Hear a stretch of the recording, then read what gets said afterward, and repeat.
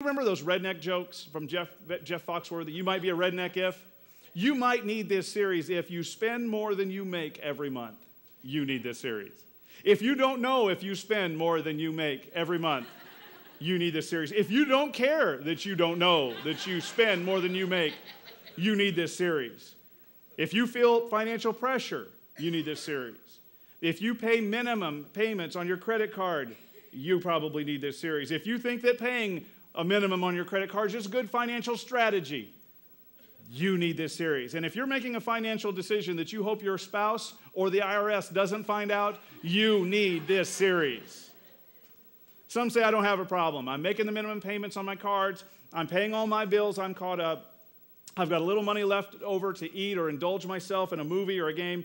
I'm okay. The truth is, the average American, we're not even talking Christians, the average American is a lousy money manager, horribly in debt, and gullible beyond belief when it comes to buying things on credit.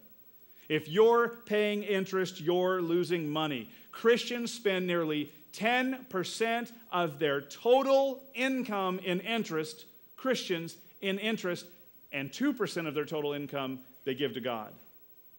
We need to talk about this series. But with so many Christians miserably in debt, so many Christians blatantly in disobedience to God financially, if you even suggest they might have a financial problem, if you even suggest that something needs to change, they're likely to get offended because we're pretty touchy when it comes to our money. Story goes of a state fair, an old man and an old couple, a man by the name of Stumpy and his wife Martha. They're at the fair, and Stumpy and Martha, yes. And they see that there's a guy giving those old-time plane rides, you know, where you put the goggles on and you fly up just a little bit, and for $100. And Stumpy looks at his wife and says, Martha, I think I need to do this. I'm 71 years old. I think if I don't get in that plane right now, I probably never will, and I've always wanted to do that. And she goes, but Stumpy, $100 is $100. He says, yeah, you're probably right. The pilot overheard this, and he said, listen, I heard you guys talking. I hope you don't mind, but I'll take you up in this plane for free if you guys don't utter a word or a sound the whole time you're in the plane.